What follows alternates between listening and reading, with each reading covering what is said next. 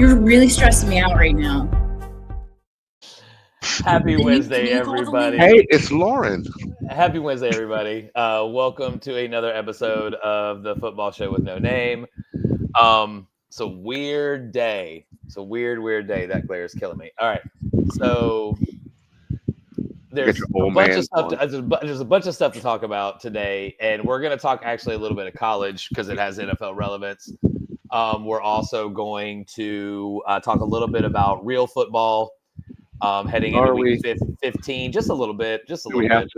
But we're mostly going to focus tonight on some fantasy stuff because it is the first week of the fantasy playoffs in most, if not all, leagues out there. If you're in a real league, usually the football playoffs or the fantasy playoffs start this week. So, but to start off on something, if y'all know, I'm a Carolina fan, Carolina Tar Heels fan, not a Panthers fan.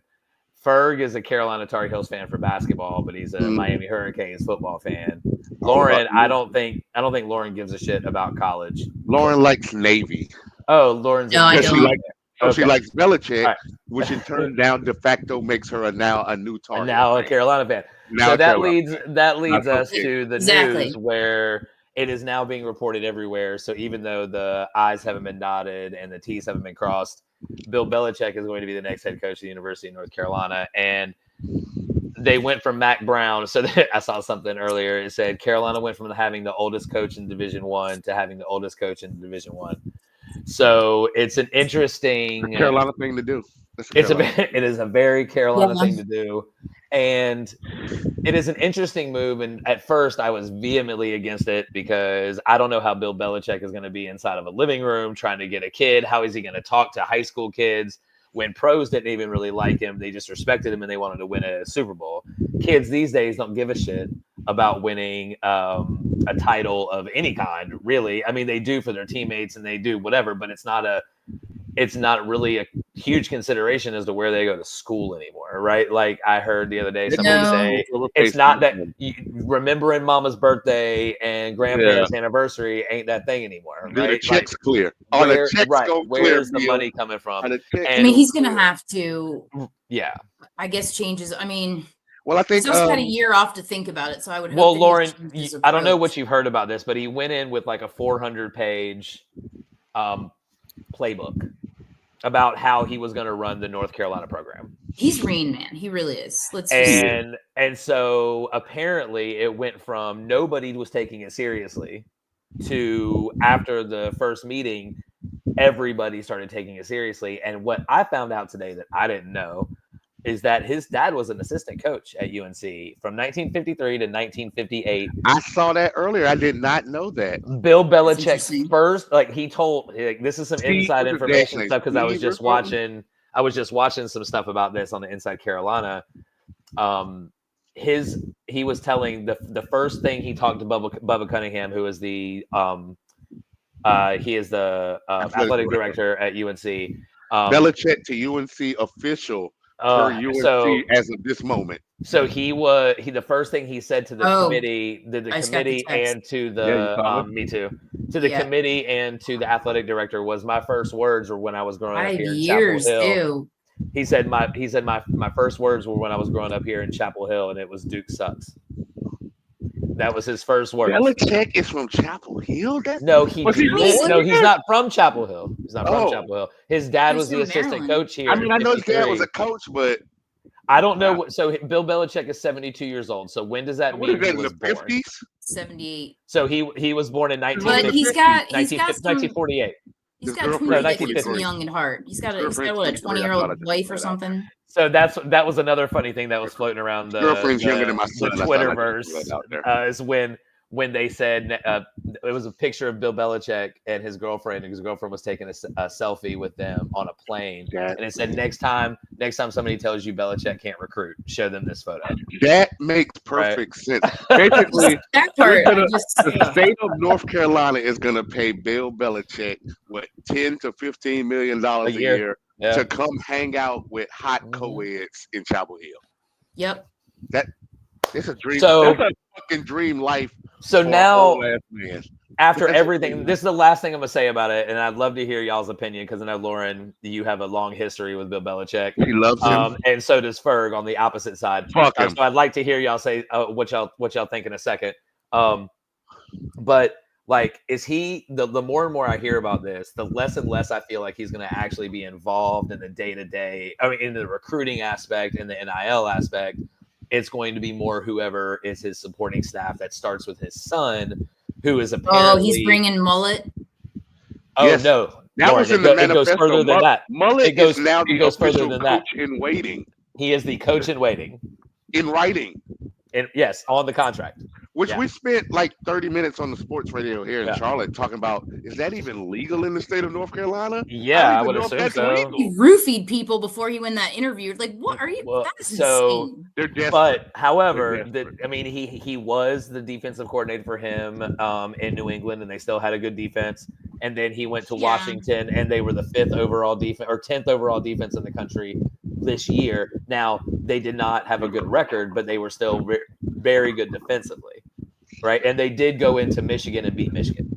They did, right? Well, but Michigan wasn't very good this year either. But so the more and more I hear about it, the more and more I'm kind of sold on it. I'm just still worried about how he's going to relate to essentially the high school kids. Now, I'm sure the transfer portal is going to be good to North Carolina because of Bill Belichick. Based on his ability to pull 23-year-old poo-poo, I'll say he won't have a problem relating to today's kid. I'm going to let Lauren have this one, and so we can go on to fantasy. Lauren, Belichick is Lauren's boy. I'm going to let her have this. You already know what I think about Belichick. All right, Lauren. Well, do you remember at the end of last season, I remember seeing something with, I forget what it was, Billy Zappa. And he was in the locker room, and he was talking to people, and he's like, oh, yeah, bro, what up, bro? Yeah, bro. And then they showed Belichick walking, and he immediately stopped, and he was like, thank you, sir. Thank you. Okay. So I think he definitely, like, commands that from people, but I don't. Because I was listening to him possibly interviewing for the Saints, and I don't think he would be good in New Orleans because he's just kind of like a stiff. Maybe he loosened. It looks like he's loosened up between the roast and doing Manning's show, but he needs 14 I'd rather have wins. a Harbaugh. He needs 14 wins to surpass Shula. I will say this apparently is a long play. Can I give this one comment? Does that count if it's in college? I'll give this one comment. He is an old white guy. And that identifies 1,000% with the powers that be at the University of North Carolina that actually have money and actually can pick up the phone and be like, if I say you're fired, like if you're a parking guy and you did something to my car and I was like, hey, you're fired tomorrow, you'd be like, hey, fuck you, guy. He's one of those guys. He's connected to those guys that can be like, hey, you're fired tomorrow. Yeah, but he's also connected to those guys where, hey, you write the check. Yeah, so you know what I'm saying? I think like in a spot like Carolina, he fits. He actually fits when you think about it. You're thinking about it wrong. Like they need this hot Ben Johnson, innovative dude. Carolina is an old ass Southern State school, but that's not what the basically being propped up by men's basketball and Title IX sports, and they want an old white guy to make them relevant so they can goddamn come to the Klan reunion, and they can pull up to the fire with Bama, Georgia. Yeah, I mean, he's any of these other big boys and say, "Hey, look what we got! Look what we got!" Yeah. I mean, they just got to recruit. It's honestly really just got to recruit and get the right coaches. Because if Belichick had the right OCs and stuff in, and they get their version of Drake May or whatever. Anything is possible. So anything is possible. Can you? So now this is not going to happen. But this is a Jerry Stackhouse, Rasheed Wallace playing with Ed Carter and Jameson question. So, like, what if Amarion Hampton stayed and played in this Bill Belichick system? He can't. He might have 2,000 yards. He'll have 2,200 yards. But because he's a running back and he's had like 400 carries, he has to go because in the next 3-4 years, he probably won't be making money anywhere. Lauren, so he has to go. You're still Saints all the way, right? Yeah. So for football, like you're Saints all the way. So you need to very much hope that your boys get to draft Amarion Hampton. because y'all need somebody like that. What position does he play? Oh, he's a 6 foot, 225 pound running back that has last year got 1,500 yards. This year has 1,700 yards. He was killing. He killed us. Nah. I saw it in person. I saw it in person. He killed us. He's led they the country. Need somebody to replace Taysom if he can't. Well, Taysom's not going to be back for a long time. He's led the country in broke tackle yards after contact 2 years in a row. But he's not like a quarterback and tight end guy. He's a straight running back, but he's a motherfucker. Listen, he had 1,500 yards, and I am willing to bet one of my children's lives that there is not a Carolina offensive lineman that has been drafted in the last 7 years, and he still had 1,500 yards. Hey, bro, I need you to walk that back. Who's the last one? So Aduzu. Aduzu starts for the Giants.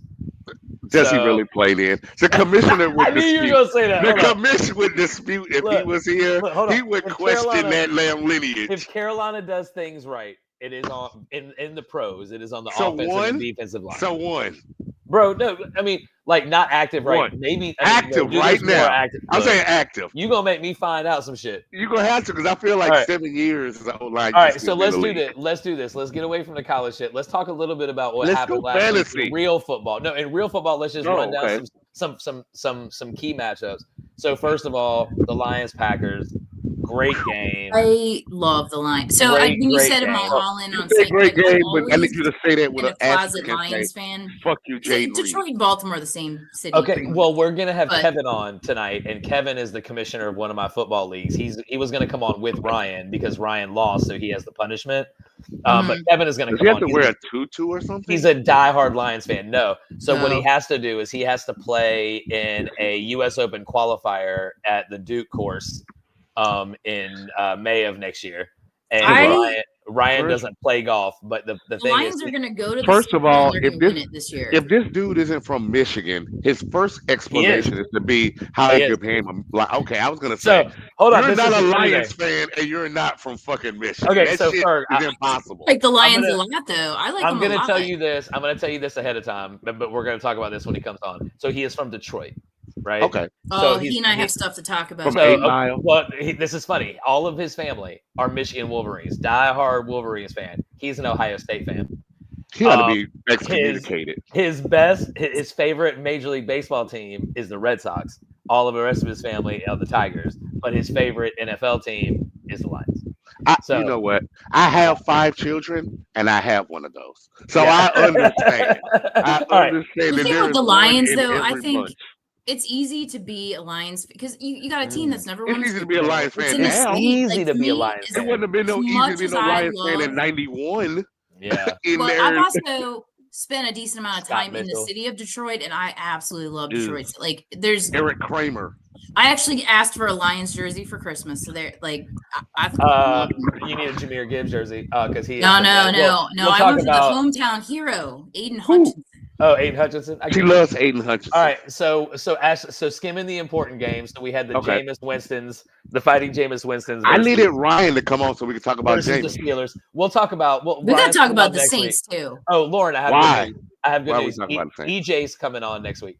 Why are we talking about the Saints? Why are we talking about the Saints? Well, because there's a couple things that happened that are worth talking about. Are there? Yeah. Really? Brian Brzee, Pro Bowl. First, I love Brian Brzee. He's a Maryland boy. One of my really good friends. Shout out friends with like parent people that know him. Like knows him. His kids played football, and so he's like very much so part of Maryland. So to watch that man hurdle everybody at the end of the game and get that block field goal. But no, this is what. What's their record? What's their record again? What I want to talk about is how does Derek Carr thinks he's Lamar Jackson all of a sudden against the Giants. I was like, you fucking asshole. So this dude goes up, down, breaks his hand, and gets a concussion. Like, I don't know that he's going to be around next year. And they said he's questionable for this week. Questionable. Like, bro, he's not out. But they didn't put him on IR. Y'all calm down. So then Pete Warner's on the field and he has a plate in his hand and he just has it casted up. So I'm like, get on the field. Like, come on. Y'all should have kept Jameis. Could have kept Jameis. I know. I agree. So speaking of Jameis, the Fighting Jameis has lost to the Steelers, who are, let's just, at this point in the year, you got to kind of have to say this. They're one of the best teams in the NFL. I love Jameis. And Mike Tomlin just continues to do it year after year. Can they take out the Chiefs? Churning out 10-win seasons. So let's talk about them then. Because they won on some bullshit again. And I don't like dark magic. How does it keep happening? Dark magic abounds in Kansas City. Who was calling that game? Was it Tom Brady or I think it was Tom Brady? Or no, maybe it was Tony. I thought you called the. So it was Tony Romo calling the Steelers-Browns game. And so he was like, oh my gosh, they do it again. So what happens was, the backup kicker, because Harrison Butker's hurt, the backup kicker, I think this is their second kicker in 3 weeks, dings it off the left post, and it goes in. And they win. Dark magic. It is bonkers. Okay, I don't want to spend too much time there because it just irritates me. All right, so Eagles-Panthers. Eagles struggled here. Bryce. That was awesome. I thought they were going to lose for a second and fuck up my parlay. What's that guy that bid $3 million on that game? Yeah, I saw that. But what's the odds on that? No. So he was winning. He was winning $335,000. Oh, I thought because the odds on that had to be 220 anyway. They were minus 220 on FanDuel. That wouldn't work. I mean, they didn't make I'm sure that was the spread wasn't 4 points. So he did that to impress somebody. Because $3 million on minus 220 is dumb. Yeah, it's dumb. If I had played Bryce, it's dumb. It's dumb. Will Levis. All right, so we're gonna run through some more here. So the fighting Jeff Ferguson's took out the Aaron Rodgers. The first time, I want to say this, Lauren, I know as a resident Aaron Rodgers hater, the dude had 300 yards for the first time in since 2021. Yeah, it's crazy. Several of my teams that I archived because I'm playing goddamn Aaron Rodgers, I had to go back and take him. I was like, oh, you made the playoffs? Right. Aaron had a good game. I actually made the playoffs. What the fuck? I wasn't expecting it. I was a Devontae Adams recipient, so I was happy there. Love him. So Seahawks beat the Cardinals, and that's only big because the NFC West sucks. And so the Niners in the bottom of the division. I think now the Seahawks are at the top of the division. Yeah. But they swapped with the Cardinals on tomorrow night. Right, just by tomorrow night, it can completely flip. Yeah, it's crazy, and we'll talk about that in a few here. So Niners came out and did what they thought they would do to the Bears. I feel so bad. He is officially the most sacked quarterback in the NFL. Yep. But by the way, Keenan Allen's back. By the way, Keenan Allen's back for fantasy. He's back. And we'll talk about that in a few minutes, Jeff. But still, fucking. What was I saying? Oh, the Bears. They fucking suck. They still suck. They do, but for being on the ground most of the time, he plays pretty well. They're stuck in a cycle of suck. He still isn't anywhere close to Derek Carr's record or David Carr's record of being sucked. No, but I mean, his offensive line, he's just I forget what the number was, but he's the most sacked. It was 50 before the game started. Yeah, he doesn't have time to even get it down the field. Well, his offensive line sucks. But his coach sucks. So hopefully next year they'll review a couple of those things. So we already skimmed over this. Chiefs beat the Chargers 19-17. The Chargers had that game. They should have scored more. They foiled a bunch of chances. I gotta say, if anybody ever wanted to argue that the coach doesn't matter, when I was watching the game, I was like, God damn, I wish there was. Is there another Harbaugh brother out there? That needs there a job? is. They got a little cousin. But he just does football. A nephew in training. And then the last game of the week did not disappoint. The Cowboys cowboyed. Oh yeah. As they always do.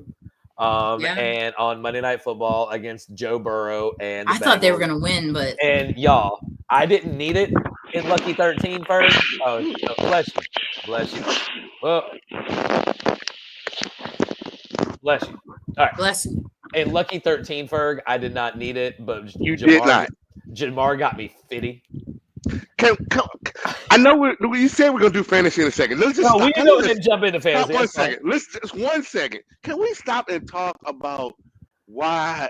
I know the record is the record, but why we're not talking about Burrow for MVP when he is number one in every QB category that matters, and then Chase is number one in every wide receiver category that matters. The fact that they're even that, I feel like that makes him more of an MVP than when Allen. Your defense is so bad that you're having to put up points. We're number one, like we're Madden. We're Madden against. We're playing against your 3-year-old nephew who's just holding the sticks, but you're still goddamn calling 5 wide outs. Goddamn, hurry up to the line so I can score like 300 points. That's what we're doing on offense in Cincinnati, and we're still in the game despite those motherfuckers on the other side. He's got to be the MVP. This is a great game to shift to the fantasy to the fantasy. Yeah, because it's got a lot of dogs. So the first thing I want to say about this game is I am so upset for Chase Brown. This dude has been so good. You're about to say exactly what I've been waiting all week to say. But this motherfucker tiptoed down the sideline, jumped in the Salvation Army, didn't get his love, and got the celebration taken from him. He was embarrassed. I was gonna say Chase to be embarrassed. I saw that, my man. I saw it. Fucking loved it. Yeah, loved it. Loved Chase Brown. They took it away from him. He was so proud of himself. He was like, "What? Nothing? No." Oh, it was so bad. And then he gets it anyway. They ruin it for no reason. And then that was a good touchdown, though. Then you come back from commercial, and they're like, "Yeah, while we were away, that was ruled a touchdown. This dude's just chilling on the bench like this." And it's like, it's so wrong. Anyway, that was bad. Burrow, what did he end up with stats wise? So I'll start with Chase while somebody looks that up. Chase was 14 for 144 and 2 touchdowns. 177. 177. 14 for 177 and 2 touchdowns. I know that off the top of my head. And this guy, as Ferg said, it's like Madden. Like this guy's, it's unfair. He's on another level right now. Like him and JJ, it's really unfair as far as like just ability to get open, ability to catch the ball, and just put themselves in good positions to be there for the throw for their quarterback. You know, I mean, I don't know, it's unreal. And Joe Burrow, he's been in the offense now. I think they said that who's their coach? What is his fucking name? Why is it escaping me? Zach. Oh, Zach Taylor. So he's been his offensive mind behind the offense that he runs since he's been in the league. And so he's never had another offense that he's run. Right. And so he's super comfortable in it. And it shows. It makes sense because this guy is out there just fucking running shit. Burrow was 33 for 44 for 369, 3 touchdowns and a pick. Lost 2 yards rushing, but we won't hold that against you. So basically 370 in a pick, 3 tutties. With that defense. So Kiasha just texted me. I'm sorry. Can we pause? I got a question. Who is Michael Lombardi? Isn't he like the GM somewhere or something or something? Well, I have no idea. He is now. GM of who? North Carolina. Yeah, he's a Belichick. I mean, he's from the damn. The legendary. He's like Vince's grandson, and he had a couple of front office jobs around the NFL. And he's basically a football associated guy by name and birth. So I could see that that's the perfect kind of guy because the guy that needs to run the Carolina program doesn't need to be a hungry guy that's looking for the next job. He needs to be a guy, I got it. I just try some new shit, see if it works. And he's old enough to fuck with the Belichicks, but young enough to still have been around Brady's. So, hey Ferg, your internet is fucking up. Oh God, I hope not. It is. And it sounds like you're in a wind tunnel. That's terrible. Do you have a fantasy question? I'm struggling on one. Yeah, let's go. All right. So first I want to put the background in here. I know that we all know the Saints are going to be terrible this weekend, but as a Saints fan, this is also Marshawn Lattimore was traded to the Commanders. He hasn't played. This will be his first game in the dome against his team. So that concerns me to begin with. But all right, this is the wide receivers this person has. So it's a McLaurin question. Yep. So it's A.J. Brown, Justin Jefferson, Terry McLaurin, and Cortland Sutton. Which three would you play? Well, you have to play Sutton because he's been so good since Bo Nix has been so good. And so AJ Brown's against Pittsburgh. And you have to start AJ Brown because he's AJ Brown. And but he's against Pittsburgh. But see, here's the thing, Lauren. So let's go back to this age-old fantasy football question. Are you, if AJ Brown is on the bench and scores 30 points and you lose, are you going to be pissed off? Yeah, I don't know how you sit Terry McLaurin against New Orleans. I don't think you can without Marshawn. But you said pick 3. Yeah. So you got AJ, No, you can't sit Justin Jefferson. So if you have AJ and Justin Jefferson, then it's between Cortland Sutton and Terry McLaurin. And the Saints, unless something magical happens, like that's cool. I mean, Kool-Aid's decent, but like we don't have anyone in the backfield. It's all rookies. And you got fucking Spencer Rattler probably starting this week. Oh no, they I mean, it's not gonna be Derek Carr.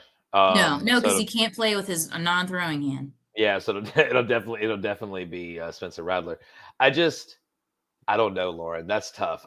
Terry McLaurin has been so good. Have you looked at the historical matchups with Lattimore and McLaurin, and how many snaps is Lattimore actually going to play? No, but now Lattimore's on the Commander's side. Right, but does he have a so he won't even be matched up against exactly. Okay. That makes it even more ridiculous because then you don't have Marshawn's on Terry's side. And is it in Washington? It's in the Dome. Oh. So they got perfect conditions. I basically like my. It's hard not to start him. Yeah, my stacks in DFS are literally going to go Jaden Daniels. I'm going to go Brian Robinson Jr. and then I'm going to go Kendre Miller to save money this week because Kendre Miller is going to be the one this week. Just like giving away money, huh? No, if I do, but that's how I'm going to save money. I do Brian Robinson, I do Jaden Daniels, I do the Manders defense, and I do Kendre Miller as my run back. Manders defense is a good play this week anyway. So, yeah. So where are we in the fantasy conversation? Well, no, we were just talking. Lauren had a question. If it was what, Lauren? If it's AJ Brown, Justin Jefferson, Terry McLaurin, or Cortland Sutton, pick 3. You got to pick 3. Cortland Sutton has to sit. Sit? Yeah. I was because that's what I was saying. Marshawn Lattimore plays for the Commanders now. It's his first game. It's not even a fact. I don't even care about Marshawn Lattimore. I just think when I'm picking, like I have these because I want to get to like lineups that are start questions, and I have several of them. When I'm looking at, do I want to play, for example, is it Addison or is it Shakir? So if I can't decision between them two, am I going to pick Sam Darnold or am I going to pick Josh Allen?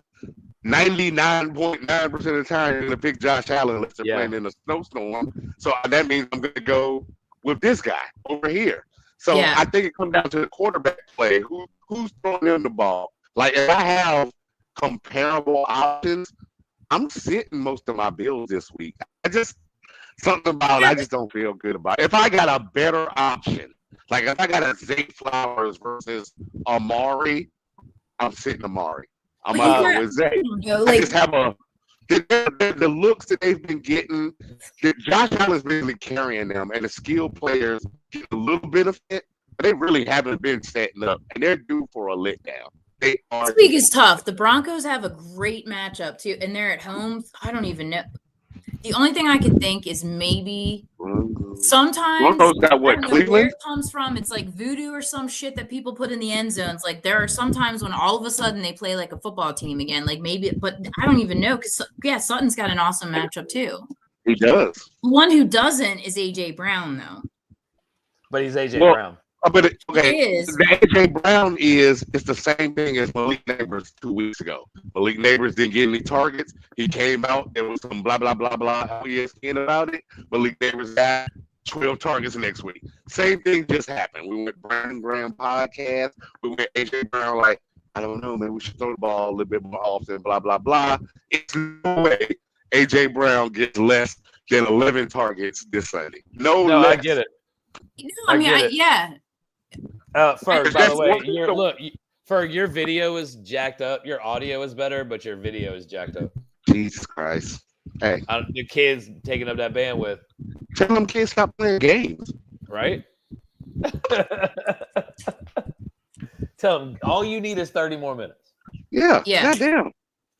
Let me live. Yeah, I just let me live. Let me live. It's a bad problem to have when you're trying to decide between Sutton, McLaurin, Jefferson, and AJ Brown. Yeah, I mean, I'm with Ferg on this. As I said, you got to start AJ Brown because what do you do if he gets 11 targets for 129 and 3 touchdowns on your bench, and Cortland Sutton gets you 8 catches for 50 yards and no touchdowns?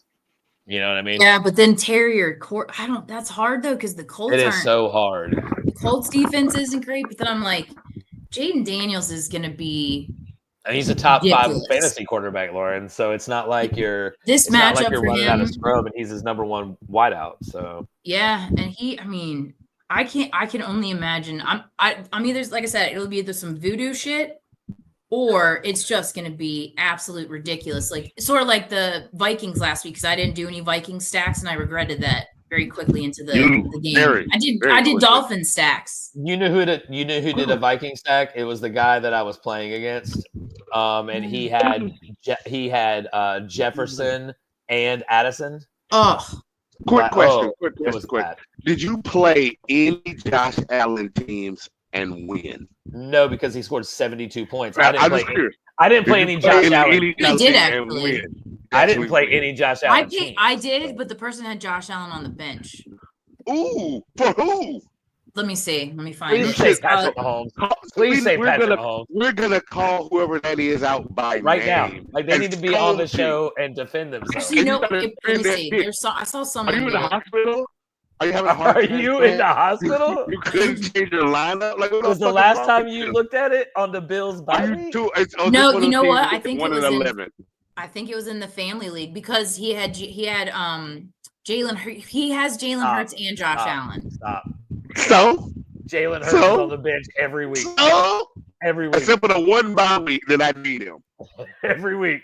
He's traded first of all, every week. The guy it was my buddy Steven. He was hammered when he walked in to do the draft. So hey, Click, can I say that I actually paid attention in Lauren's family league this year and just dominating? He's number 1. Dominating like playing a 3-year-old in Madden type dominating. I only lost the 1 week that I didn't set my lineup. I think I was in Vegas. Oh, it's so now it's like it's you, nephew, Samantha's in the playoffs. Nephew's I did not help her. I'm gonna burn everybody because he won last year, didn't he? I'm gonna destroy this. My sister won last year. Oh, my sister won too. Yeah. So it'll be. I am not in the playoffs. Samantha beat me this last weekend and kicked me out of the playoffs. I gotta win something for Kamala. So I have to come and dominate this. Well, so the important question is how much do you need or how many leagues do you need to win to break even? Yeah. Okay. All right. Oh, okay. So I have some numbers here. That's the important question. These numbers to you guys, right? So what was it? We're in one. So count. We'll throw in the Yahoo. I'm out 15, of 16, but I'm in 2 other Yahoos. So there is a 169 out of 302 chances I am in the playoffs. Right. I think that I am approximately. I mean, that would be ridiculous. I think I'm approximately about $2,500 invested. Okay. Which only requires you to win like $2,500 leagues to get that back. Right. Like, that's not bad. There's a potential for like $17,000 to $18,000 sitting out here, but my realistic view was to get my money back, and I would be happy if I doubled it. Right, that's perfectly reasonable. Y'all want to hear some funny shit? I'm good with that. I'd be good with it too, Ferg. That's what you set out to do. You know what I'm saying? Yeah. That's what you set out to do. Let me tell y'all some funny shit. So in this league that Layla's in, so Layla's the kid. She just started fantasy football this year. And of course, she's first or second in both leagues that she's in, right? And so she asked me to be in this league because it is her mother's league. And she said, don't leave me alone in this league. And I was like, okay. I was like, all right. So I got in the league and I had to play baby mama. And if I won, I was in the playoffs. She was already out of the playoffs. But if I won, I was already in the playoffs. I beat her. She scored 139. I scored 258. Jesus. Did you have Vikings? I had Tua, Tyreek, Luka, Josh Jacobs, Garrido, and here's the kicker. I picked up Zach Charbonnet on Sunday morning. Damn. And he scored 39 points. Yeah. And I also had the San Francisco defense who scored 29. So man. 258 to 139. That was basically like, fuck you, and every time you gave me a baby bag, you didn't have enough back. My problem that was a get back. That was serious. I have a lot of Lamar, and Lamar having a bye the week before playoffs. Like that. Tough. Yeah, because I picked up Will Levis. That's tough. Can I just jump off topic for a second and ask you a question? Yes. How do you feel about people starting playoffs in week 14? Are you in any leagues that have that? No. Well, I was watching this conversation unfold on like the big NFL fantasy discussion page, and it was like, why is that? They were like, it was easier because the way they're running their playoffs, I guess they're doing like the 17, 18, 2-week combination. So it's easier to plan ahead for a bye week 14 to have playoffs in week 18 and not know who's going to play. And my thought was, well, why don't you just have 15, 16, 17? Yeah, and week 14. And he gave this long ass explanation. I was like, yeah, but 15, last 16, week was 17. awful. No Ravens, no Broncos, no Manders. If you needed to get in and you had Lamar, you're probably not in. No, you're probably not in. You're probably not in. I lost any given Sunday. I lost by 5 points because of Will Levis. Well, what we talk? I sent you the text. I had 166, and I had 29 teams finished in 7th. Ugh. So you know what I will say though, is Lauren, you made the playoffs in the show league because you beat me. Yes, in the last weekend, and now you have to play Ferg in the first round, and I get a bye. So I will play the winner of y'all. Oh boy, here it goes. Yeah. Lauren, I'm gonna diddy you. So we should read our teams up. I'm gonna diddy you. I got you because let me be the one that's not involved in this. All right, so the quarterback matchup reads as this. As of right now, in the lineups, which may change because you never know.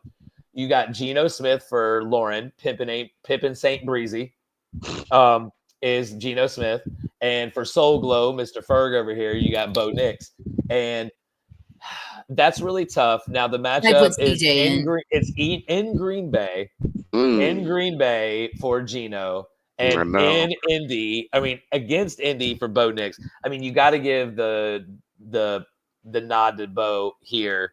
In Seattle. It's in Seattle. Sorry, it's in Seattle. They've been throwing the ball a lot. If DK is healthy, Jackson Smith-Njigba has became the number 5 wide receiver in fantasy. Yeah, he's somehow DK Metcalf, who I own like in 80 leagues, became a wide receiver too. Like right in front of us. Like, what happened? So they are essentially slated to get the same points. So let's just call it 18.3, right? It's the same points. So next you have Bijan for Lauren, who is at Vegas. So great matchup, matchup for Bijan. And you got James Cook, who has who didn't do a goddamn thing left. He also has a bad matchup against the very, very stingy Detroit Lions rush defense. Oh, now, the next one though, this is where I got you. But the good thing is with James Cook is that James Cook relies mostly on receptions and yards after catch and stuff like that. So we'll see what happens there in that matchup. So the next running back on the board for Lauren is Devon Achane. And Devon Achane is just the catch machine. Dude's like 5 to 7 catches a game, 20 to anywhere from 20 to 100 yards a game on the. Love him. I traded for him. I got rid of Breece Hall and picked him up in a league. Like that's smart. That's smart. And good dude. And Ferg has Najee, and you know what? Najee's points are not expected to be all that great. He slid it, so it's 20 for Achane and 12 for Najee. But Najee has been good. He's been real good, especially since Russell Wilson. So don't discount. So I think the floor for Najee is probably 10. 10 to 25 is probably what you're looking for Najee. So this is where it gets interesting for their wide receivers. You have DJ Moore, who I do.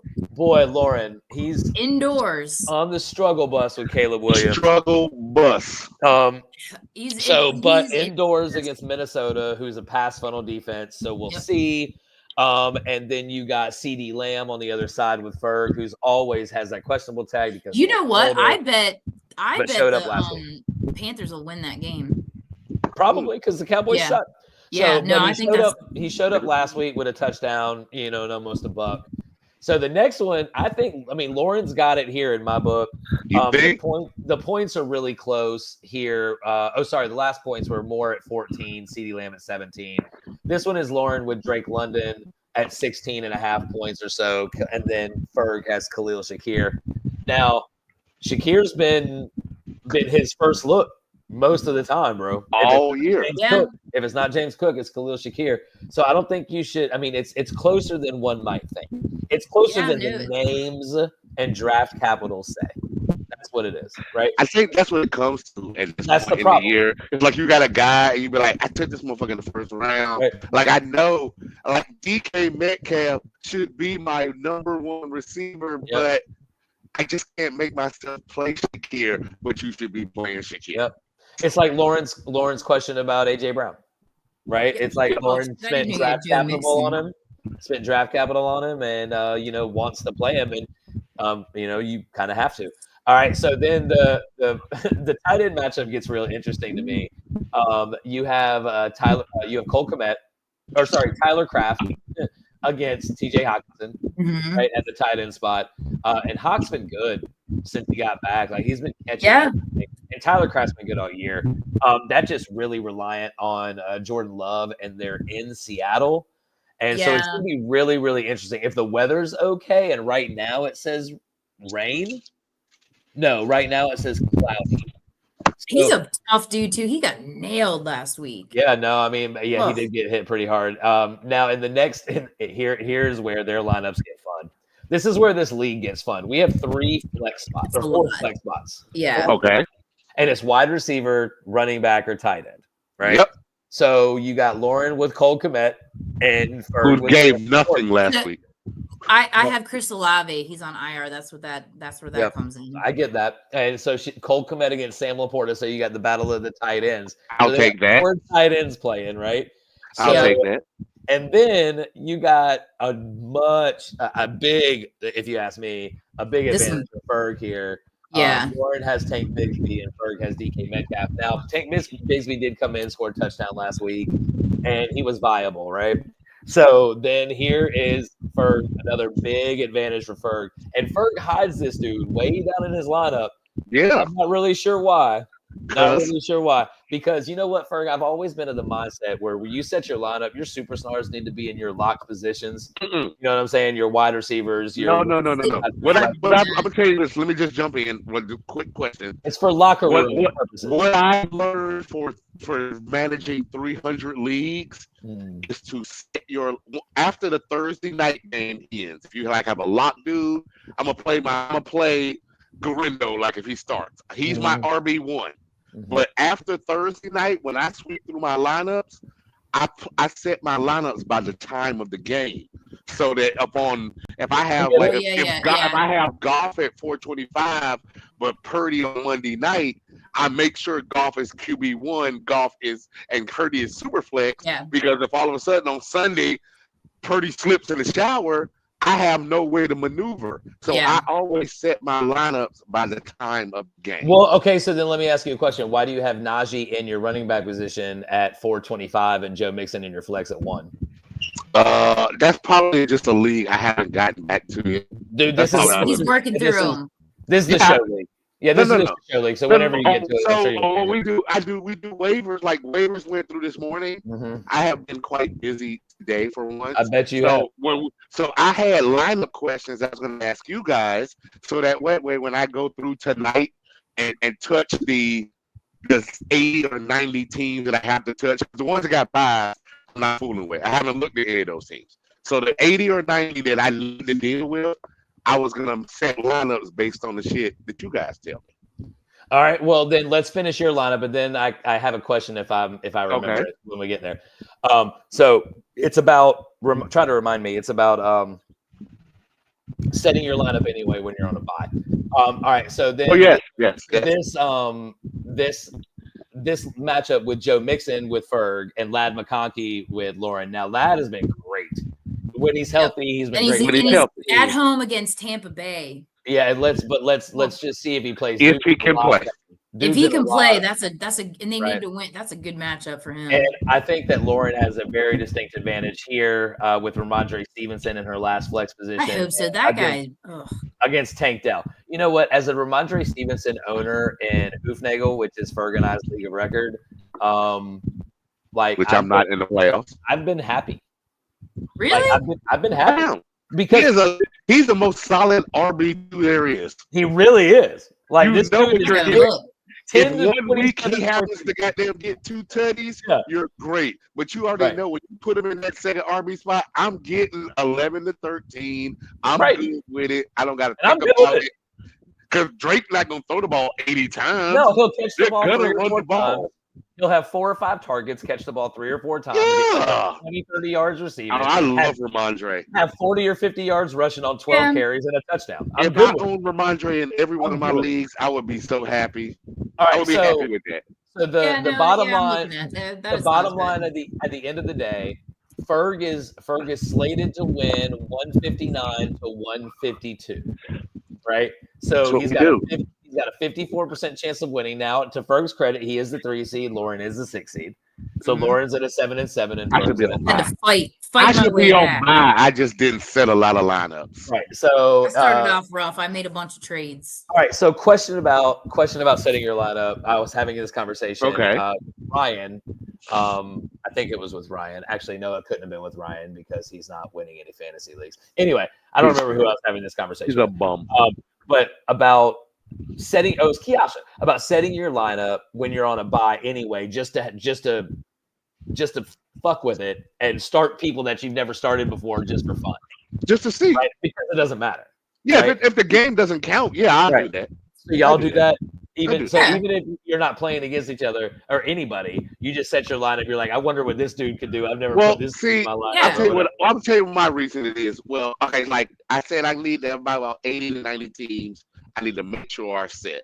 But probably what'll happen is Saturday, I'll go through all like my 1s and 2s who are gonna play, and I'll line up because probably I'm sure somewhere in the midst of one of those, there's probably somewhere where I missed something and I probably like started a Alexander Madison or something or some shit like this. Some shit that didn't come to bite me, but some shit I don't want to forget about when week 16 gets here and I'm thinking these teams are good and I happen to miss setting my lineup and I was like, oh shit, I could have had McCormick and I'm out here starting Zamir White on some dumb shit that I did 3-4 weeks ago because I was 10-0 in this league weeks ago and just like, okay.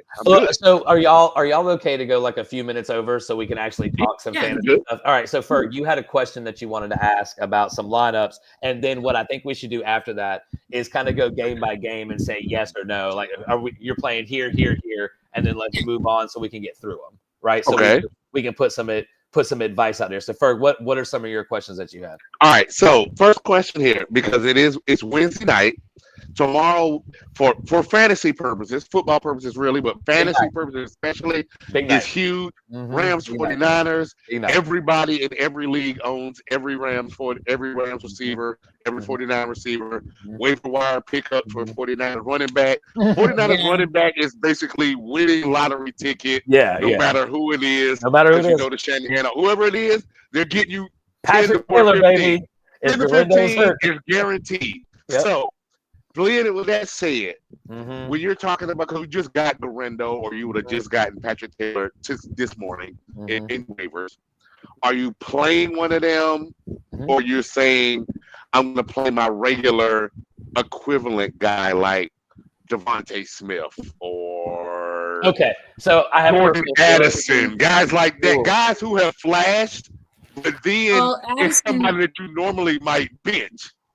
Like, do you play Garendo knowing that he's hurt because of what he did last week? knowing that you could have played an Amari Cooper, a Zay Flowers. I'm not talking about the lock guys, not the JJs, the Chasers. I'm talking about that next level of against guys. the Bears. Okay, so I'll say a couple things. First of all, I would start Garindo over Zay Flowers every time. Okay. Every time. I don't know who the Ravens are at the Giants. But it's a hurt Garindo. Like if he plays, you know he's hurt. If he plays, you know he's hurt. But if he plays, he's healthy. But if anyone play, he could just be like, "I'm on the sideline and you're locked." Okay, so a bullshit like DJ Moore or okay. So let me ask you a question. Let me ask you a question. If you were drafting today, right now, yeah, for the playoffs, you were drafting a brand new team. Yes. Are you drafting Garindo right now over Zay Flowers? Oof. Probably. Well, all right, hold on. One caveat. I just need to know the scoring. Like, is there like some kind of PPR incentive or some shit like that? It's a half-point PPR, 6-point touchdown. Like, are you drafting Zay Flowers over Garindo? Because the answer. No, I'll take Garindo.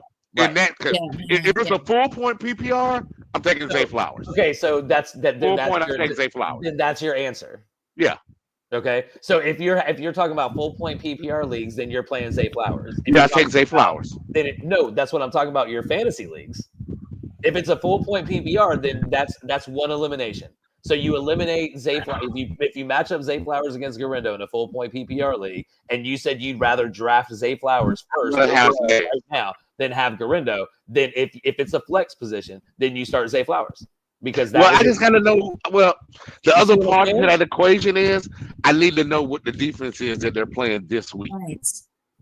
That's what I need to know. You were drafting today for fantasy playoffs. Who are you drafting first? So Flowers versus who is Baltimore playing this week? The Giants.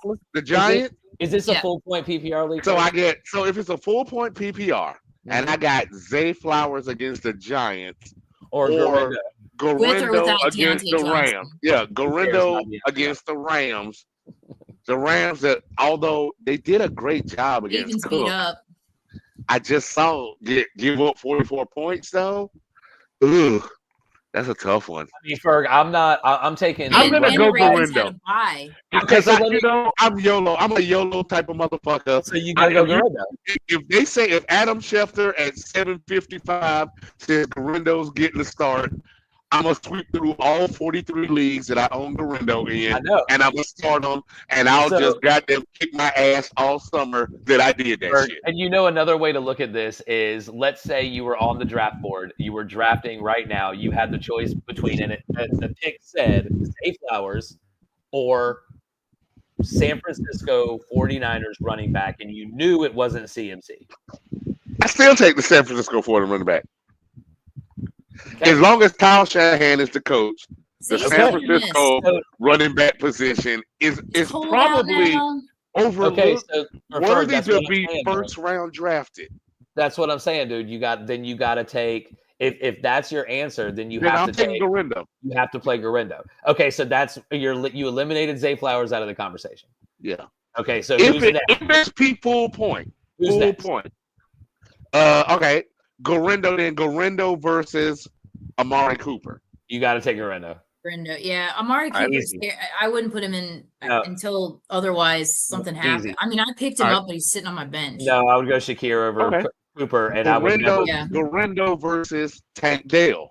Oh, Garindo. Easy peasy. Tank Dale versus Braylon Allen with Breece Hall. Braylon Allen. Is Breece Hall not playing again? I don't know.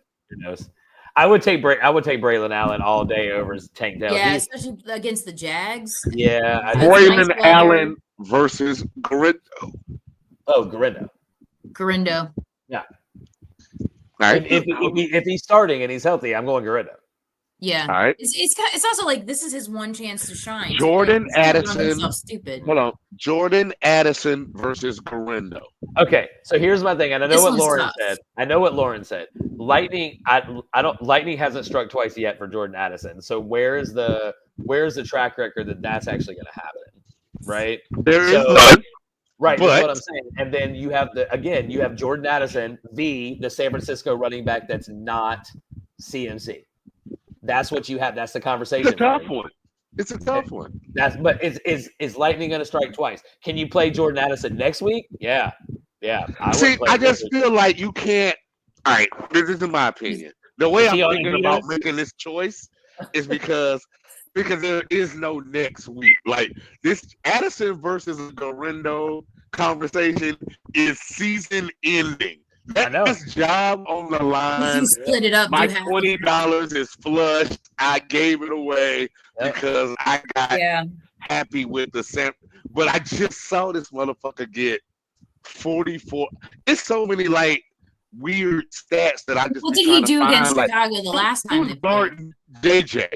I need to know who's guarding Justin, so I know who's going to be stuck on goddamn Addison, because it's obvious that Sam doesn't give a fuck about throwing the ball to anybody. No, he'll throw it to anybody. And then you're going to do all this thinking, and all of a sudden, this becomes a TJ Hawkinson game. Well, or Aaron Jones bust out for like 160 for some dumb shit before he pulls his hamstring for the year, like he normally does. I get it. So at Addison, you can almost have an argument about Addison versus anybody other than the top 7 wide receivers. Yeah, I mean it's a home game, so it's inside. Yeah, it's all right. So y'all, I got some good news and some bad news. What do you want first? The bad. All right. So the bad news is that last time against Chicago, that was week 12. Okay. He was scheduled to get 8.68 points. Who are we talking about? Jordan Addison. Okay. How many points did he actually end up with? As a multiple Jordan Addison owner, I'm going to say somewhere between 0 and 3 that week. He scored 38. Oh, I'm sorry. I'll shut up. He scored 38. So he owns them and no one else. He was 8 for 162 and 1 against the Bears. So he flashes. That was what, week 8? And that was in Chicago. That was week 12 in Chicago. So and they're playing Chicago again this week. Yeah. So listen, the last 4 weeks since week 11. Okay. 38, 16 against Tennessee, 38 against Chicago, 9.5 against Arizona, and 43 against Atlanta.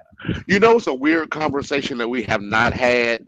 We haven't talked about the downfall or downtrend of Justin Jefferson or the uptick of Jordan Addison. Not one time in those 4 weeks. Well, like, you know what? You just run JJ out there, you'd be like, oh, that was goddamn Donald's fault. He got back to it. Donald had a bad game. We haven't been talking about that Addison might actually be that Addison is, you know what this is? This is chasing T. Higgins. This is what this is going to end up being. This is chasing Higgins, and in like 2-3 years, when it's time to pay Addison, Addison's going to be somebody's number one. No, you're not wrong. But this also could be a Chris Carter, Randy Moss type situation. That only works because that wouldn't work because by the time what about an Isaac Bruce, Torrey Holt? No. You're not wrong. It only doesn't work because the timing. That means when it's time to pay those dude again, you're going to be talking about re-upping McCormick. And based on what QBs make now, you can't afford to have a fucking $200 million wide receiver and a goddamn $100 million goddamn quarterback a year. Because that's going to be soon. $100 million a year. It'll be the timing with the Vikings, because if McCarthy is that dude, they'll both come up at the same time to keep the whole crew together. Or you could just play Sam Darnold for another couple of years. If these motherfuckers don't re-sign Sam Darnold, they're the stupidest fucking franchise in the fucking America. I agree. All right, so but look, let's real quick. 16, 17. I'm just gonna round up, okay? 17, 26, 20, 21, 14, 21, 22, 26, 10, 15, 5, 17, 35. Jesus. That's Justin Jefferson.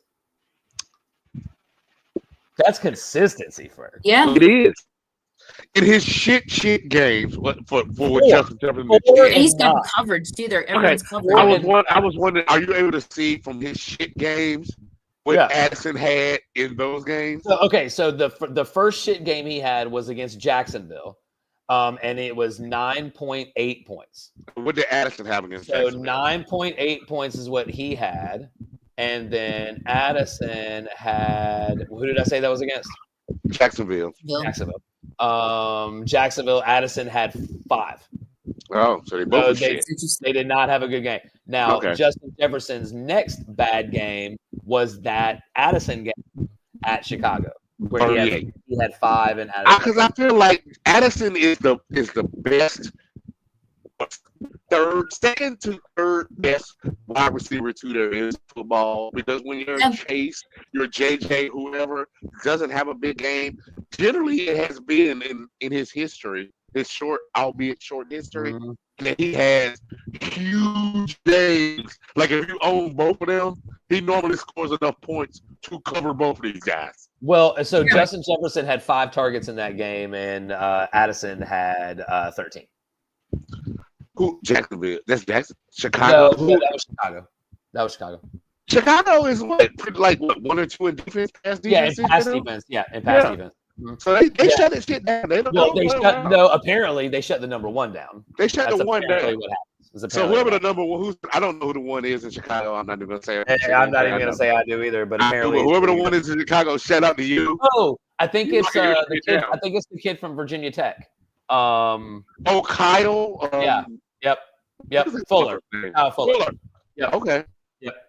So I can see that. No, for sure. Like, I mean, he's not going to shut down JJ, but like he gave him a pretty good fucking run. He had what, 9 points? No, JJ had 5 points against Chicago. Check earned that week. Oh yeah, for sure. But Addison had 35. You got to get a bonus. You owe JJ the 5. JJ.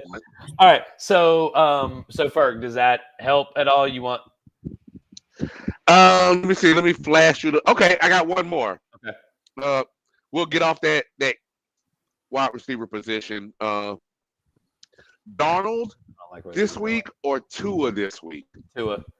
So since week 11, Tua. I heard this stat. I know you heard it too, Ferg. Since week 11, Tua has averaged 332 yards passing. Yep, since he's been back. Yep. So until otherwise, Tua's proved it, bro. Like this isn't like just a 4-game stretch where Tua has proved it. Tua's proved it. You know what I mean? I got you. Like Darnold, because he's at home. Tua's going out to the Texans. So I got another one. Except for St. Stanley. Is your man what's his face still suspended? Oh yeah. So okay, I got one more. All right. So because you don't know, so you gotta wait till Sunday basically to find out. If there's no Bucky Irvin, do you take Rashad White or do you play Tyrone Tracy? Let me give you this information. No. Now Tracy, on playing the Ravens. Any platform that you're against says that goddamn Tracy is going to score more points. But had Tracy not scored a touchdown last week, he had like 13 carries for 45 yards until he got that touchdown in a meaningless game. I guarantee it all counts for us in fantasy, but I'll guarantee Rashad White doesn't have to split carries with Bucky Irving. Bro, I'll tell you right now, ain't no chance I'm starting Tyrone Tracy against the Baltimore defense. I was thinking the same. Not the rush defense. But against, there is not a platform you will find that doesn't say Tracy isn't going to get 14, 15 points. But let me sit here and tell you, Ferg, they are going to tee off on Drew Lock. Like, they are going to come for that dude. Like, you wouldn't even believe. They don't want to give him any time. They've had time off. They've pissed off. The only thing that the Ravens can't stop is the pass game. And Drew Lock is. Hold on. Let me add a caveat to that. Drew Lock is not starting this week. It was announced today. Was it DeVito? DeVito is the starter for this week. Drew Lock has an ankle issue. Sure, of course he did. He went 0 for his first 9 passes. I think he was the first person in the NFL to do that in 20 years or whatever. But he's fucking terrible. But Tommy DeVito isn't any better, bro. You know what I mean? Cutlets. Cutlets. Cutlets, baby. It's gonna be really, really bad. All right, fucking cutlets, baby. So no, not Tyrone Tracy. stay away from? I believe those are all of my really super difficult. Most of my difficult decisions are dependent on what happens with Garendo, and I basically just got to kind of play it by ear and wait till tomorrow morning. Well, Ferg and I talked through some things before last Sunday. We talked about like he talked me into keeping Devontae, or he talked me into starting Devontae Adams. Thank you. You're welcome. And Tyreek. You're welcome.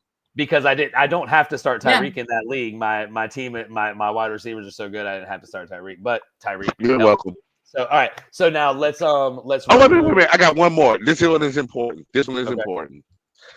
Devontae Smith or Adam Thielen. Okay. So first of all, I don't feel comfortable in any conversation that includes Devontae Smith since last week when I said start Jaden Reed instead of Devontae Smith. Yeah, you did say that. and I tried to slide in earlier that fuck Jaden Reed. Like I'll never start him again. I'll never. Thielen's at home with an easier defense against the Cowboys. If he gets hurt, though, who just got lit up by Jamar Chase, I would go Thielen. Yeah. I'd go Thielen, bro. Like that's that over Devontae. I would go Thielen formats because he's their only guy that catches the ball consistently, dude. In the let's say no PPR, old school standard. Would you still go Thielen over Devontae? No, because then you're hoping for the big play. You got to go Devontae. Okay, you know what I mean. Like cover all the bases. Does that make sense though? I play in a lot of leagues. I just want to make sure. Does that make sense though? Like, is that like? I want to make sure Thielen is not a blanket player. I think it's depending on the format. I think that Devontae Smith has the best chance to get a big play touchdown. I think Thielen has the best chance to get a touchdown. Right, and so it's like, do you want? Are you looking for that 2 catches for 75 yards and a tutty, or are you looking for the 8 catches for 77 yards and a touchdown? You know, it's really weird. Like in fantasy, you have to root for like certain stupid shit. Like if you were a Panthers fan or a Cowboys fan, you'd be like, "Oh, I need Bryce Young to be good." If you're a Cowboys fan, "Oh, we got to win these games," or "We need to tank because we want to get a pick." However you feel on the subject. But if you're in fantasy, it's like, I need Bryce Young to be great. I need Cooper Rush to be great. I need CD to be great. That's the crazy shit about fantasy is like you become fans. Like what I have found, at least for me, I can only speak for me. I don't even watch Dolphin games no more, and I have League Pass. Red Zone. I'm watching fucking Red Zone. Yeah, it's a free when I'm paying for League Pass to watch my own team play. Yeah, but then like my problem is then. Once playoffs start, I'm like, why is this so slow? Why are there commercials?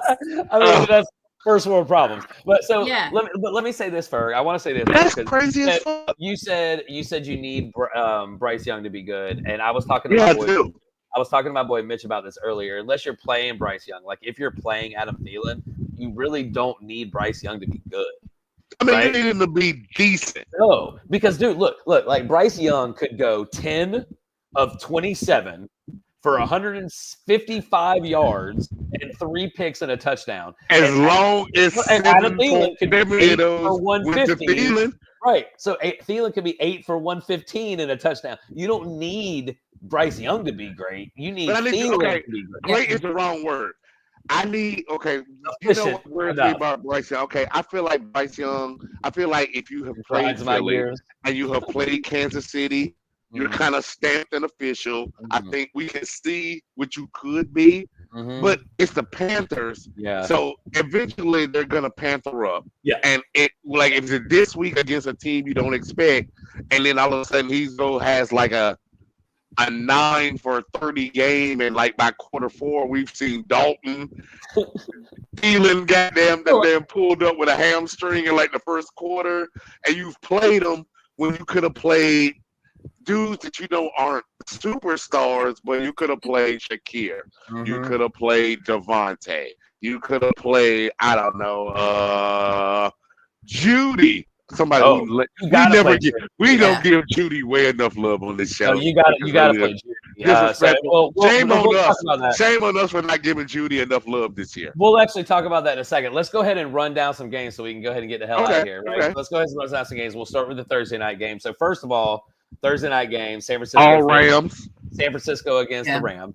right? So it is all 49ers except Debo. Hold on, it's San Francisco -3 with a 49.5 point over under. You definitely want to have players in this game, as Ferg was saying.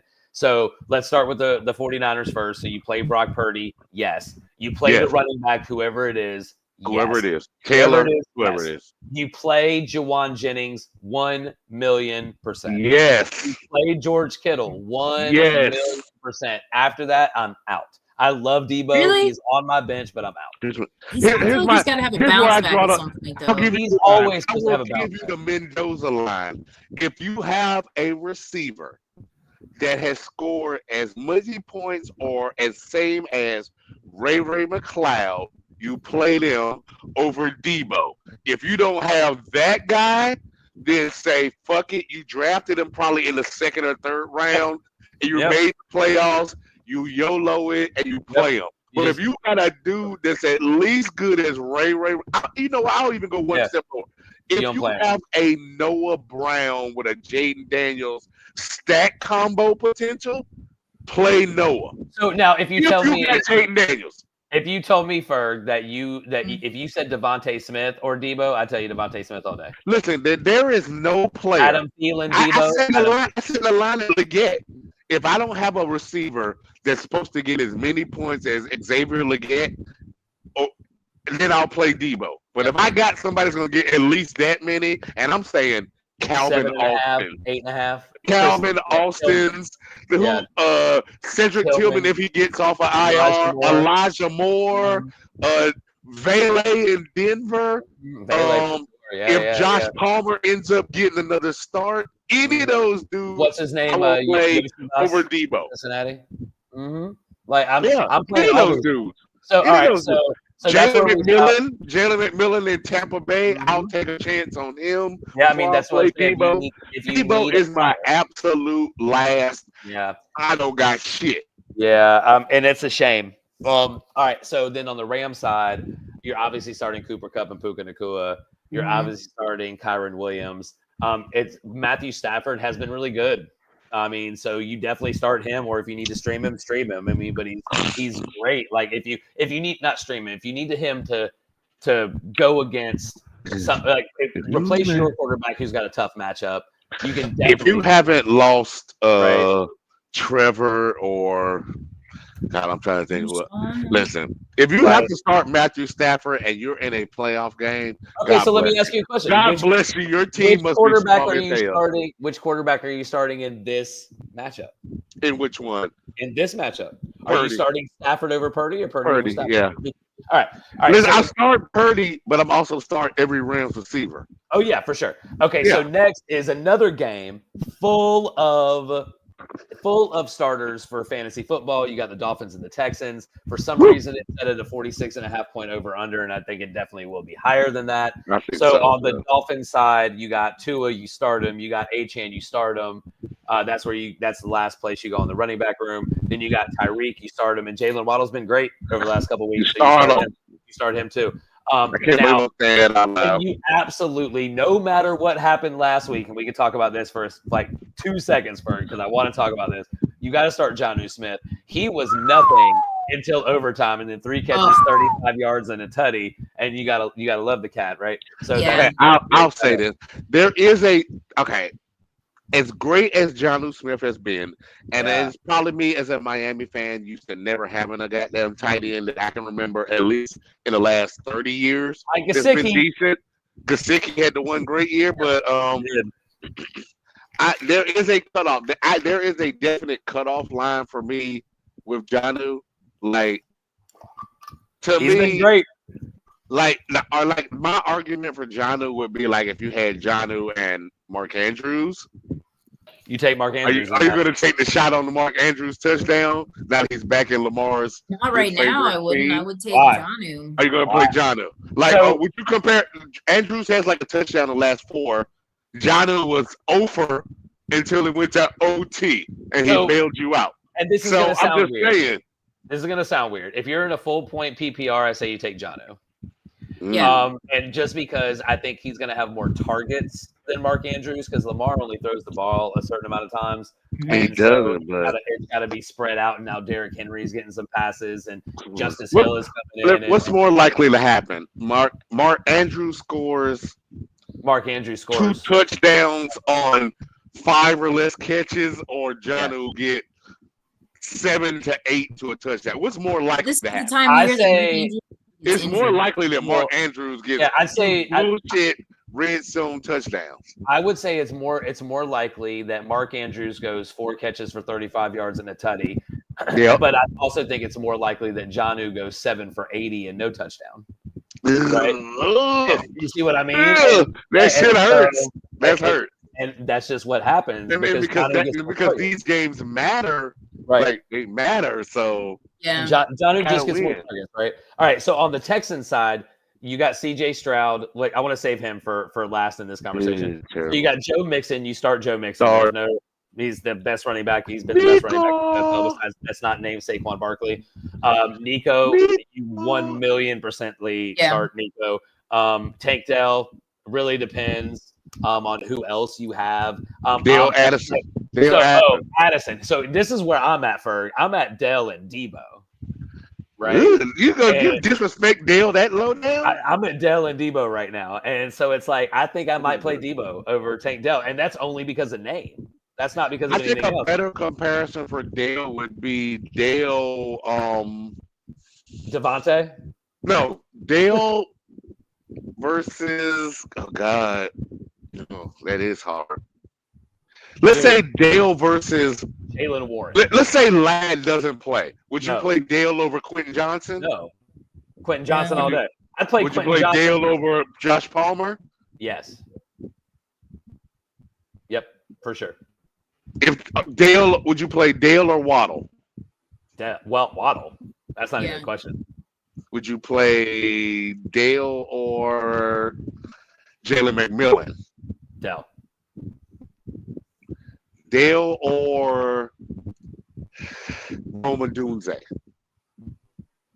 Dunze has been better target than DJ Moore recently, so probably a Dunze just for the upside of a Dunze. Dale or DJ Moore? DJ Moore.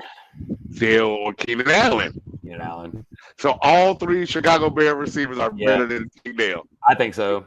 Yeah. Because CJ Stroud's been throwing more to Nico and Dalton Schultz and Joe Mixon than Tank Dell, because Tank Dell has dropped a lot of really key passes in big situations, and he just doesn't have. I don't think he has the trust that he had last year since the ankle injury. You know what I mean? Okay, I got one. Apples to oranges, but you got a flex spot.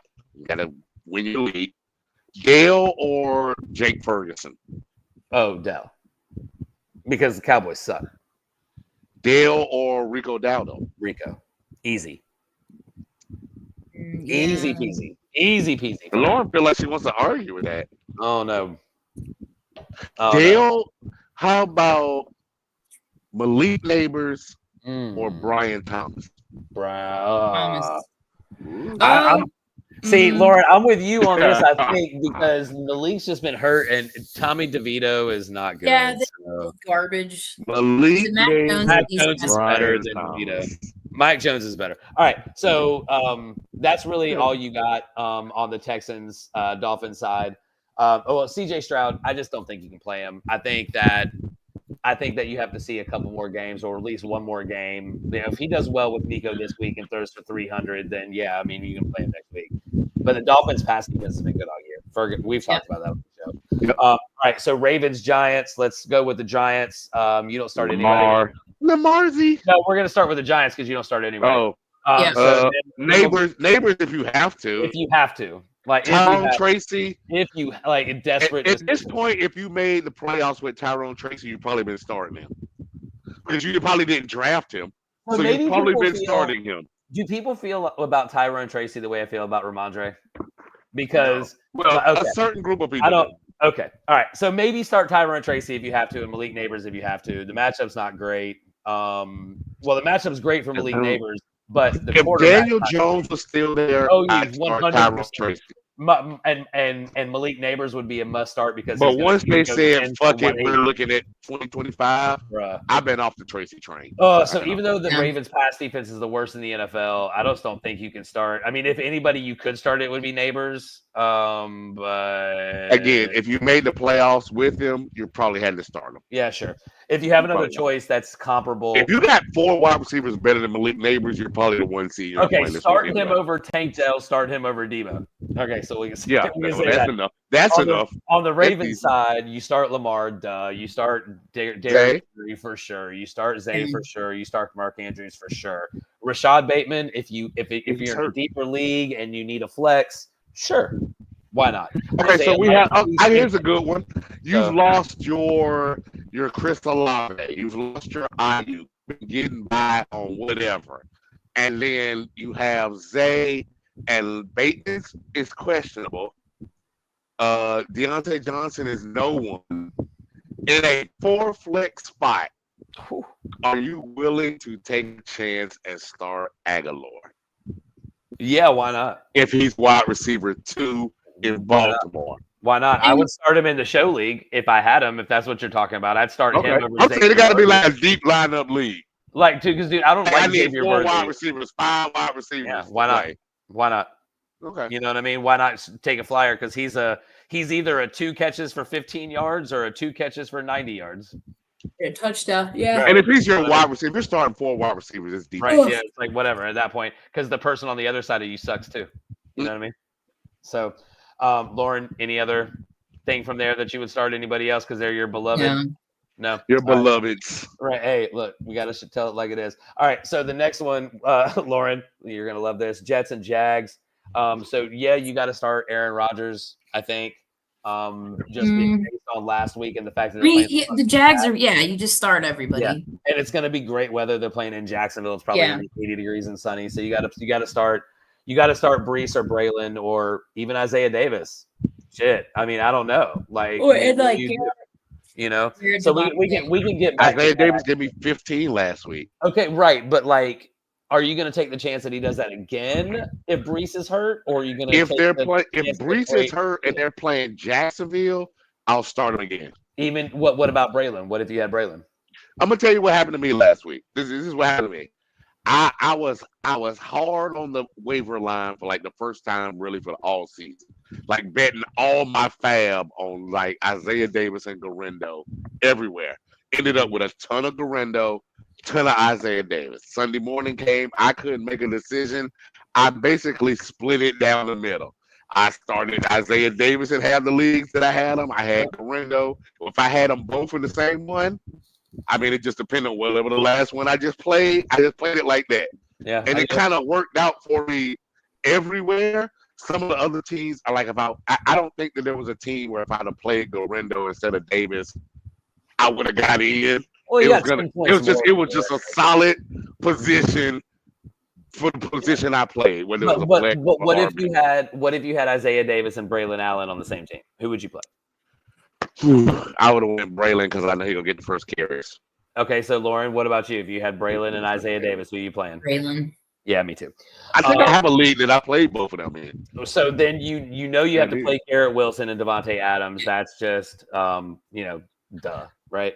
I could question whether you have to play Garrett Wilson. I mean, you have to. I mean, he leads the league in targets, man. You gotta play the guy. Against the Jags, yeah, I guess especially against the Jags. Garrett Wilson has been the definition of empty calories. No, I get it. And then so the Jags are the next up, and man, that's really tough. No, Evan Ingram. If I can avoid him, I do. Brian Thomas Jr. Yes. Brian Thomas Jr. only. ATN if you're down to like choosing between Singletary and Algier or somebody like that, or I mean I'll play ATN but there, you know what, Ferg, that's perfect. I would rather play Travis Etienne than Tank Dell. Yeah, because he's a running back. Right. So that would be my old school nature would make us say go back RB1. Yeah, go RB1, I'll play the running back in absolutely. that situation. All right, so the next game is Cowboys and the Panthers. So we'll start with the Cowboys. So you play Cooper Rush if you're in a 2 quarterback league. If you're in the playoffs with Cooper Rush, then keep running with it. But no, if you're in a 2 quarterback if you're in the 2 QB league and you're playing Cooper and you made it, you play more Cooper. power to you. Keep playing. You play CeeDee Lamb for sure. And I think you play Rico. He has shown enough in the last 4 or 5 weeks that I think you play him. Hold on. Let's back up. Let's back up 1 second. So, based on the bye weeks last week, blah, blah, however it went, you played Cooper. You did whatever you had to do. Your decision this week is between playing Cooper and Matt Stafford. Who do you play? Stafford, easy. No questions. Easy? No questions. And because Cooper Rush isn't a good quarterback, and just because the Panthers suck does not make him a good quarterback. You know what I mean? Cooper Rush or DeVito? Cooper Rush. Yeah. Cooper Rush or whoever starts for the Saints. Whoever starts for the Saints. No, I'm just kidding. I'd go Cooper Rush. Desmond Ridder is not a good quarterback. Man. So that's just the bottom line there. So on the Panther side, as we've talked about earlier in the show, you start Adam Thielen. You kind of need to at this point. He's kind of a necessity for Bryce Young, and he's been his outlet. Like I think his Linus blanket. You know what I mean? Yeah. So he needs to be there. And Chuba Hubbard, I text the group chat this on Sunday. Chuba Hubbard is a solid number 1 running back.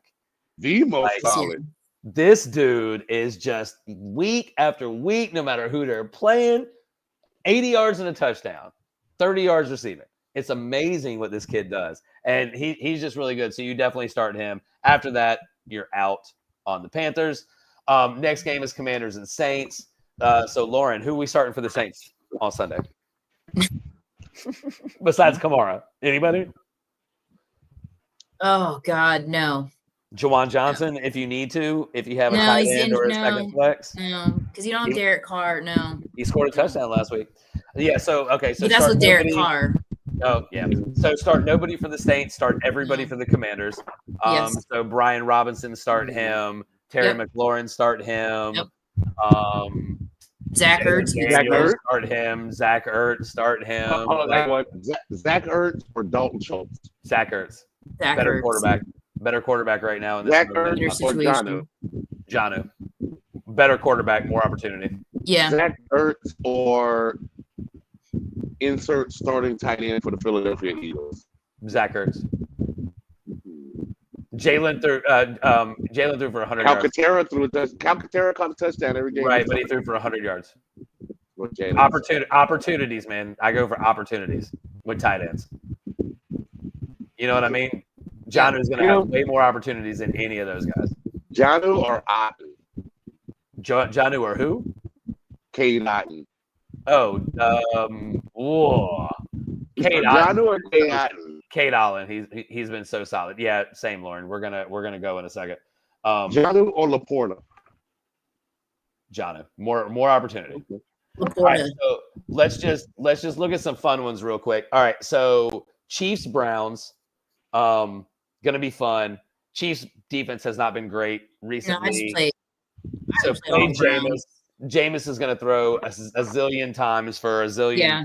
He's gonna he threw 6 touchdowns a couple weeks ago. 4 of them were to his team. 2 of them were to not. He's going to be good.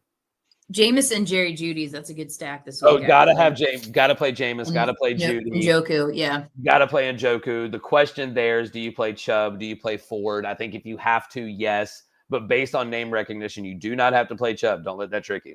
Don't let that trick you. Yeah. The Chiefs, you gotta play Pacheco. You do not play Kareem Hunt anymore. But you play Pacheco. I would play Patrick Mahomes. I don't think I would play Travis Kelce. I mean, you got to play Kelce, but you can't play Mahomes. You got to play Noah Gray better at that point. Other dudes I feel better about than playing Mahomes. And if you're in one of those 4 wide receiver leagues, you can play DeAndre Hopkins and feel good about it. So another fun one, Bills Lions. We talked about this a little bit ago, and then we'll end with one of the other fun ones. So Bills Lions. It's going to be a great matchup. Everybody you play all around. There's no no's in this conversation, right? Yep. You play Josh Allen. You play James Cook. You play Dalton Kincaid. You play Amari Cooper, if you need to, if you need a flex position, you play more. Yeah, if you need a flex position, sure. If you have a 4-flex league, like you were saying, you play Amari Cooper. I mean, even a 2-flex league, you may play Amari Cooper. Lions defense is pretty good though, but I think this is possible Super Bowl. Yeah, I mean, they're going to be throwing the ball all over the place. It's going to be a battle of who scores last, who has the ball last, right? So on the Lions side, you play everybody, of course.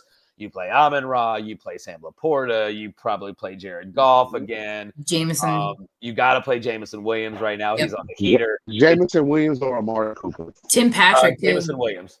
Fireball Jones. Tim Patrick is on. It had a great game last week. But you got the machine that is the running back room for the Lions with Jahmyr Gibbs and David Montgomery that just literally score every week. Yeah, they do. It is bonkers. Then two of the most fun games of the week. You got the Bucks Chargers. So just real quick, you got to play Baker. If Rucky Irving's playing, you got to play him. Rashad White, depending on who you have. Mike Evans, for sure. Yeah. Kate Otten, for sure. Chargers, depending on who's healthy. You got to play Justin Herbert, though. Gus Edwards is if you need him. Play. I like that game too. He did score last week. Steelers Eagles is going to be really fun. Battle of the division leaders. Like Najee, you play him. George Pickens, if he's healthy, you play him. Jalen Warren, if you need a flex, you play him. I'd play him instead of Tank Top. Right? Ooh, so, but he's not 8 to 10 points a game, bro. You know what I mean? That's spicy. Freiermuth, you play him. Russell Wilson, you play him, right? And then on the other side, you play everybody. You play Devontae if you have him. Eagles. You play AJ. You play Saquon. You play Jalen. You play Dallas. Whatever, whoever you need, right?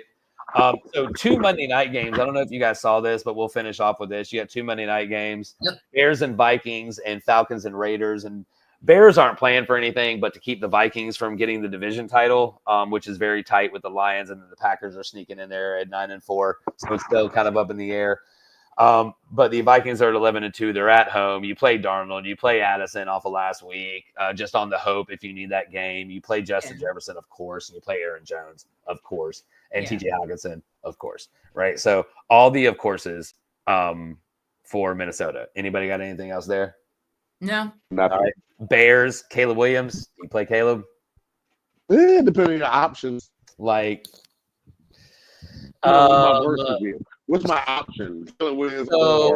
Caleb Williams or Russell Wilson? Russell. Caleb Williams or Kyler Murray? Kyler. Okay. I don't like Caleb over Russell though. I know that's where I thought the bottom was going to be. The line was going to be. Caleb. Rewind that. Let me rewind that. Okay. Russell with Pickens. Yes. Russell okay, so Caleb or Matthew Stafford. I'll go Caleb. Caleb or Matthew Stafford? Caleb. Interesting. Yeah. Even with better weapons with Stafford. Yeah. Yeah. Caleb could get me 250, 2 touchdowns, and maybe 30, 40 yards rushing. Yeah. Yeah. And Matt could make Puka get a touchdown, get Cooper Kupp a touchdown, and then 3 picks. Yeah, and with 179 yards. Right, and Kyron could have the other 200. Yeah. I get it. All right, so the last game we'll talk about, then we'll go ahead and get out of here. Falcons Raiders on Monday night. Why? I'm off the Kirk Cousins wagon. Yeah, I'm not really sure. Yeah. So we'll start with the Raiders because that's the easiest. Brock Bowers, you start 1,000,000%. Jacoby Myers, yeah. Jacoby Myers, you absolutely start. He's a PPR machine. 7 for 76. I mean, he's still going to get you 15 points.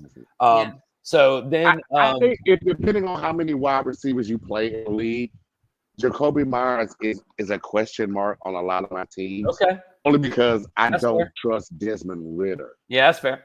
And if you tell me Aiden Quinn's going to play, he's not. O'Connell, he's not fucking. Yeah, O'Connell. I know he's going to give him 13, 14 targets. Yeah. Ridder might be on his ass. You went. I don't know. Did you go Showtime? What was that show on Showtime? Aiden Quinn. What was he from? Homeland. Is it Slipton? No, Quinn. It's Peter Quinn. Peter Quinn. No, that's Peter Quinn. So, but then on the Falcons side, you start Bijan for sure. You got to start Darnell Mooney at this point. You got to start Drake London. Algier, yeah, I mean, he's a touchdown guy. Yeah, you start Algier. If you lose Garindo, if you wagered all your money on Garindo and then you lose him, he happens to not play. I'm starting Algier over Tank Dell. Wow, that's huge. That's hot. I agree with that. I mean, I just don't trust Tank Dell right now. But I'm going for sure that that's hot. Kirk Cousins, Kyle Pitts. I just waived Kyle Pitts in so many leagues. Yeah, I don't want to play that. But Kirk Cousins, Slipper believes. I don't believe. 1 touchdown and 9 interceptions. I'm not playing Kirk Cousins against Max Crosby. I mean, there are some leagues like where you're forced to play Kirk Cousins. Like if you got a 2 QB and it comes down to like him and your option is Mac Jones or DeVito. It's like you gotta just take Mac Jones. You gotta ride the course. You've been on it all year. You gotta now against Raiders. Max Crosby is a nuisance, man. Here's the thing. So let's break this down just real quick. So you have Mac Jones, who his ceiling. Let's be realistic, y'all. Realistic is 225 and 2. That's a ceiling. That would be a Hall of Fame game for me. That's a ceiling for Mac Jones. 225 and 2. We've seen it before. It's happened once or twice. This is the ceiling for 225 and 2, though. The floor for Kirk Cousins is what we have seen recently in the last 3 games. Yeah, but we have also seen 5 touchdowns. I'm not playing him against 500 yards. No, but Lauren, the Raiders are like the second worst pass defense in the league. It's not. It's like Mac. The pass rush, I get it. I get it. How I make the decision like this. Like if it came down to Kirk and whoever the fuck we're talking about, I'm pretty sure in a 2 QB I drafted. And when you're calling me and texting me in the group chat, and you'll be like, "Dang, I put Jeff Team out." I'm good with it if Kirk went for a goddamn 150 and 10 interceptions. But if I play fucking Mac Jones and Kirk goes for 450 and 4 touchdowns and I lose by like 1 point, I will hate you the rest of the goddamn summer. And you know I can go out with the dudes I drafted because I feel like I'm smarter than the average bear. And it makes me feel good. And Ferg, what's funny about that statement is that you'd be so fucking mad, but Mac Jones would have done exactly what you thought Mac Jones was going to do. He's Mac Jones. He would have done exactly. He was like, that's exactly what I needed for Mac Jones, and then Kirk Cousins plays, goes the fuck off, and then you just get pissed off. That'd be great. That'd be so funny. Anyway, all right. So does anybody? I ride with the dudes I drafted. All right. So let's say what we say every Thursday. The people that are playing on Thursday or every Wednesday, the people playing on Thursday, put them in your lineup if they're playing. Take them out of your flex. Leave your flex for flexing. And good luck to everybody's team, but also fuck your team. And no good luck. Fuck your team. You know, hey, bro, look. If I'm not playing you, like I'm rooting for both of y'all this week because I play the winner of y'all next week, so I'm rooting for both of y'all. Don't root for her. Look, you know what? My boy TJ told me earlier. Totally off topic, but not off topic. TJ told me earlier that some of his friends that went to state are calling him and telling him that they feel sorry for Carolina with this Bill Belichick shit. I told him, I said, tell your fucking state friends to keep that fucking sympathy. We don't need that bullshit from them. So anyway. Related, unrelated. So anyway, I don't have anything else to add besides either. And I hope that everybody stays healthy on all these teams and everything gets to play out. Yes. And no refs take away dumb shit that shouldn't be done. So for Ferg, who you can't see because his video sucked, Lauren, Nation on the bottom down there. I'm Clintonian. We'll see you next Wednesday.